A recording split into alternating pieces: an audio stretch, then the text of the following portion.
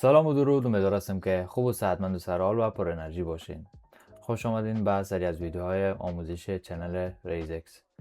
در این ویدیو قرار است که در مورد متا تریدر و نحوه ایجاد حساب در متا تریدر صحبت بکنیم. خب بهتر است که پرحرفی نکنیم و ویدیو را شروع بکنیم. Let's go. و اگر علاقمند بازارهای مالی هستین مثل خودم میتونین که چنل بنده را سابسکرایب بکنین و از ویدیوهای جدیدی که ما میمونیم یک چیز یاد بگیریم و همچنین لذت ببریم. خیلی خوب دوستا، از نحوه دانلود متا تریدر شروع میکنیم که بهتر است که از اول شروع بکنیم که کدام جای سوالی باقی نمانه. نوشته میکنیم به نام خدا متا تریدر 5 دانلود. اینجا میبینیم که خود همین سایت متا تریدر داره. سرش کلیک میکنیم به ویندوز، اگر لینوکس داریم به لینوکس و اگر ویندوز داریم به ویندوز، و البته که همراه دانلود منیجر دانلودش میکنیم و دانلود شد و اوپن که کردین ایره میزنین و خودش دانلود میشه. که البته من دانلود دارم که اگر زودتر دقتش بکنم که ما ویدیومونه بتونیم زودتر خلاص بکنیم. خب من متا تریدر دارم و این متا تریدر اوپو فایننس است که اون بروکر است و اون متا تریدر همگیش یکی است، هیچ فرقی نداره. خیلی خوب، این از متا تریدر. فکر کنین که این متا تریدر که اولین بار میارین اینمی قسم است. خیلی خوب، کار بعدی که میکنیم، هر بروکری که میخواین حساب باز بکنین میرین داخلش و حسابتون باز میکنین. یا هم که اگر حساب باز نمیکنین در بروکری و میخواین که فقط حساب دیمو باز کنین و تمرین بکنین، یک بروکری که مثلا از خوشتان من از بروکر اوپو فایننس زیاد استفاده میکنم، پس میزنم اوپو فایننس. بریم که یک دانه اکانت دیمو در اوپو فایننس ایجاد بکنیم. اوکی، مثلا بروکر اوپو فایننس است و ایره لاگینش میکنیم.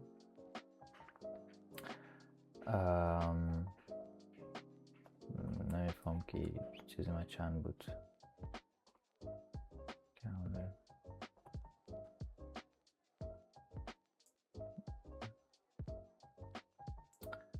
اوکی، خیلی خوب. accept all, close, accept. اوکی،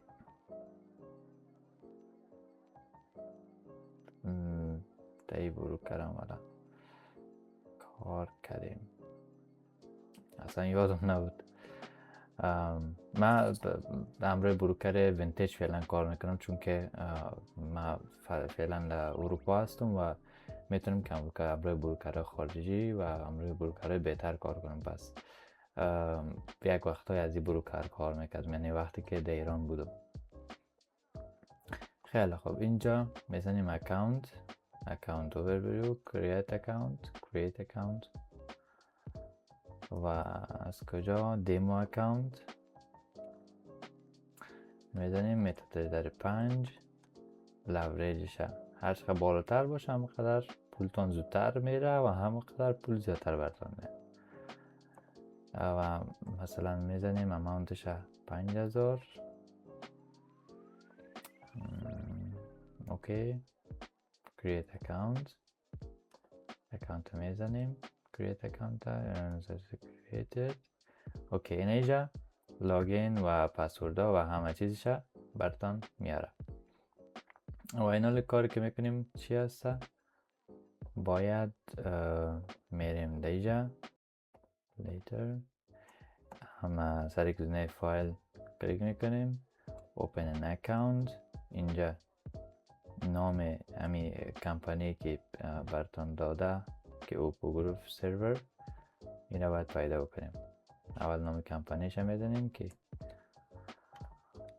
اوپو یعنی این نام این چیز ما دارم اینجا گره میتونین که بزنین و اینجا که بزنین رو پیداش میکنن و اینجا که زدین connect with an existing account Oppo Group server بریم ببینیم که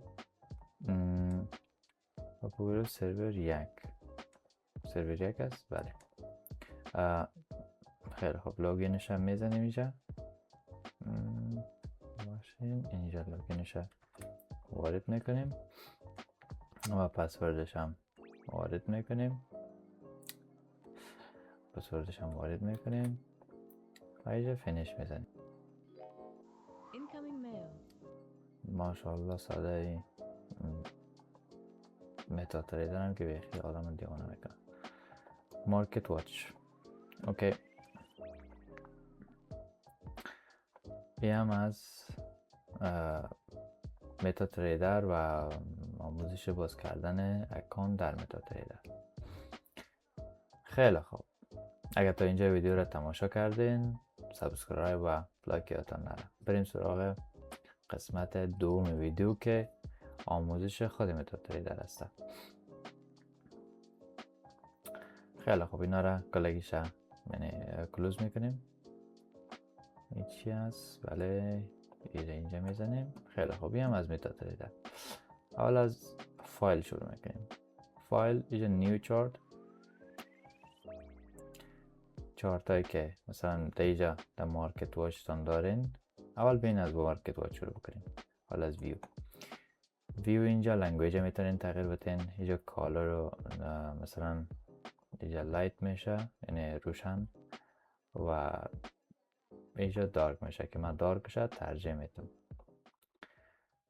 اینجا تولبار هست که تایم فریم دمی تولبارتان میگه چی چیزایی باشه. تایم فریم باشه، لانچ استاریز باشه، استاندارد باشه. چیزها رو مثلا براتون است بار، چارت بار. خب میبینین که او هست شد. اگر بزنیم اینجا میاره که وضعیت سرور و چیزها رو برمان نشان میده. چارت بار وقتی بزنیم چارت بارمون از کلان از میشه و سیمبول را که بزنیم سیمبول هایی که میخواییم که باشه در مارکت واچ و مثلا ما هم روش کار میکنیم هم را پیدا میکنیم. مثلا فارکس اگر کارتان باشه این اینجا سیمبول ها را میزنین و مثلا طلا اگر باشه نقره باشه دیگه این چیزها را متال مسوی گپا را میزنین اینجا و اینجا هم کامودیتی هست اینجا هم اندکس ها هست برای خیلی که میبینین اینجا هم شیرز هست و اینجا کل چیز هست و طریق اد کردن و هاید کردنش هم این طریق که زدین اد میشه اوکی میکنین و هاید هم که زدین هاید میشه. و دیپس آف مارکت یا خودم هم نمیفهم که چی هست و کدام چیز هم نشون نمیده. مارکت واچ اینجا مارکت واچ مهم است. مارکت واچ وقتی که زدیم اینجا میتونیم که امو چیزایی را که ما دوست داریم میخوایم معامله بکنیم که مثلا مثل US30 هست. چی هست؟ شاید دیجی باشه. دایی بروکر دیجی های هست. داو جونز که من خودم سمبول معامله میکنم و اینجا وقتی که روش بزنیم نیو چارت دیجا ظاهر میشه. و دیگه چی هسته؟ البته چیزای مهم میشه میخوایم که براتون بگویم و چیزایی که مهم نیسته و وقتی ویدیو رو فقط میگیره میخوایم که از اون بگذاریم و کارهایی که مثلا شما در متا تریدر وارد میشین و اول باید چی کار بکنین و رقمی کنین که مثلا همین متا تریدرتون مثل تریدینگ ویو واری باشه و بتونین شورش داده بتونین مثلا سیف کنین شما اصلا نه بالا میره نه پایین میره، فقط این طرف و اون طرف میره که به اکثر نفر هم بند است. و نویگیتور چیز خیلی مهم است که از شما مثلا اکسپرت هایی که دارین میبینین و اندیکیتور هایی که دارین در اینجا میبینین. نویگیتوری که بزنین بسته میشه و وقتی دوباره بزنین باز میشه. این تول باکس، این تول باکس تونه هاید میکنه و نشان میده. استراتژی تستری وقتی کسی هست که مثلا یک ربات میسازن و از جا تستش میکنن و چت مهم نیست، ریپورت مهم نیست و فول اسکرین هم که همیشه در کلان فول اسکرین میکنه. خیلی با کارتون میاد. فعلا از فول اسکرین میکشیم. انزرت، اینجا اندیکاتورها را انزرت میکنین. آبجکت، اینجا اکسپرت، اینجا هم اسکریپت. مثلا چیزایی که میخواین در این صفحتون بیا گیره یک ذره همراهش تمرین بکنین، انشالله که خودتان یاد میگیرین. و چیزای اصلا مهم نیست و اصلا نیاز نیست که شما یاد بگیرین و چیزایی که نیاز است ما براتون میگم. و این هم از اینجا میشه چارت، هم از اینجا میتونین که راست کلیک بکنین و اینجا آپشن هم میاد که براتون بیشتر توضیح میدم. تولز چیز خاصی نیست، فقط این آپشنش لازم است که مثلا یکم چیزایی که میخواین میتونین که از اینجا آپشنش تغییر بدین. و یه هم از این و ویندوز که اینجا مثلا چند تا 4 تا میخواین که مثل متد تریدر که براتون یاد داده بودم، چند تا 4 تا مثلا میخواین که اینجا ببینین.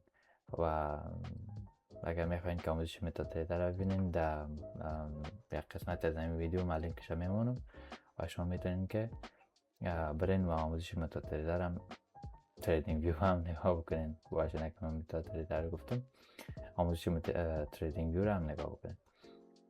و اینجا هم هلپ هسته که همون سپورت خیلی متد تریدر هسته و چیز مهم دیگه ای نیست.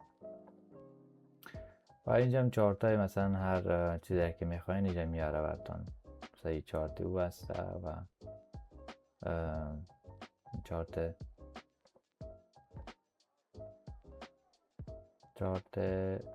مثلا هر چارت که بخواین اینجا براتون میاره که ما فعلا در چارت یک ساعته XAUUSD یعنی طلا هستیم. و این را نمیفهم که چی هست، اصلا نیاز نیست که شما بفهمین. و این هم نمودایی که میخواین که نشان بده و نشان نده و این را کوشش کنین که همیشه آن باشه، چون که مثلا یکم اکسپرت توی چیزا که تا بیشتر باز در ویدیو آینده انشالله در مورد اکسپرت حرف میزنیم دیگه، اونا بتونن که از همین متد تریدر شما استفاده بکنن و بتونین شما همراهش معامله باز بکنین یا وصل بکنین. و این هم انواع چارت هسته که فعلا 3 نوع چارت هست و اینجا میتونین کستومایز بزنین و کجا هستن چارت ها رو میتونین که از اینجا همین 3 نوع چارت داره، میتونین که چارت ها رو انتخاب بکنین اینجا. و این هم که زوم اینو زوم اوت میکنم و هم که چارت یک جای میاره که چارتی که ما شما فعلا روش کار میکنیم اینجا بود که اینا بزرگش میکنیم. و این هم تولاست، ابزار هست که ما شما هم روش کار میکنیم. همراه از این میتونیم که تعداد زمان و تعداد کندل ها را بسنجیم و همراه از این مثلا میتونیم تا خط بندازیم. همراه از این مثلا میتونیم امامت و مقاومت اینا را تعیین بکنیم. همراه از این مثلا ترند لاین بکشیم. نمیدونم که چرا کار نکنه. از این مثلا ترند لاین صحیح خونه است، ولی فرض مثال براتون یک مثال دادم. و همراه از این چی میتونین میخوام که ماوز من چی شده ببخشید. خیلی خوب، همراه از این میتونین که کانال رسم بکنین و همراه از این میتونین که تکست مثلا هرچی که میخواین اینجا باشه. و اینجا هم که مثلا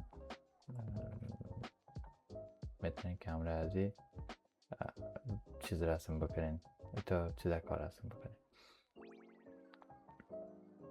و این هم سرچ است و این هم پروفایلتان است و این هم لیولی است که شما مثلا هر کار میکنین لیولتون میره بالاتر.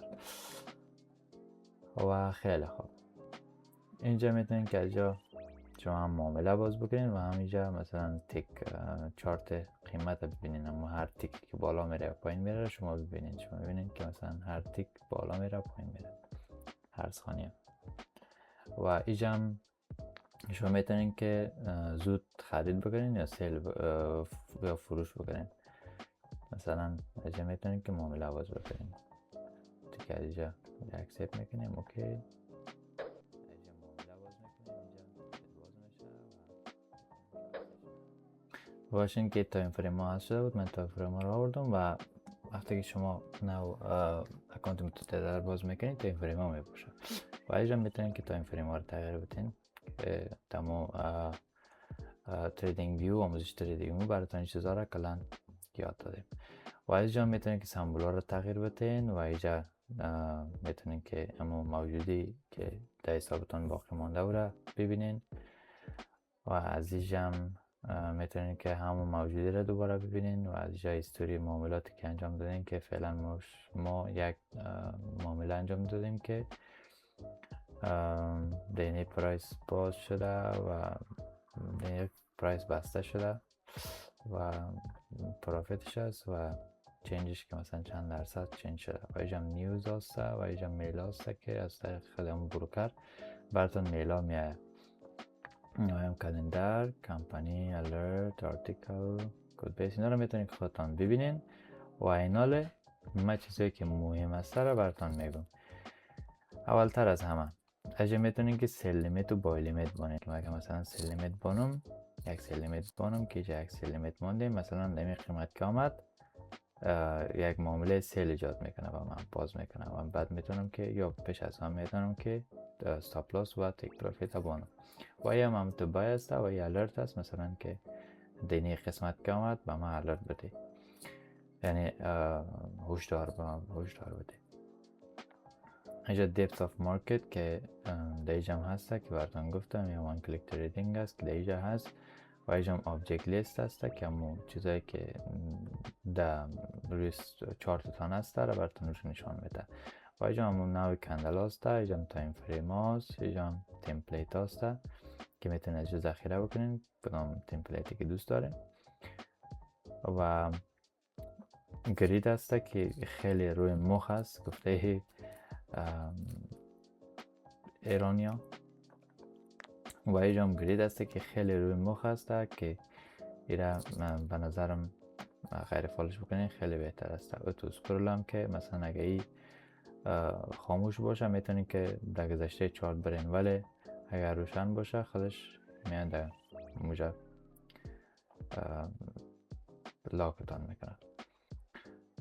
و چارت شفت هم خیلی خوب است، میتونین که اینجا یک گزینه براتون فعال میکنه که چقدر چارتان تو پس بره، مثل تریدینگ ویو واره. و اینجا هم که تیک ولیوم براتون نشان میده، ای ولیوم، و اینجا هم ترید لیولز براتون نشان میده که اگر باشه بهتر است. اینجا هم ترید سوری، تریدایی که کدینه براتون نشان میده. اینجا هم زوم اوت و زوم این مثل بالا، مثل اینجا.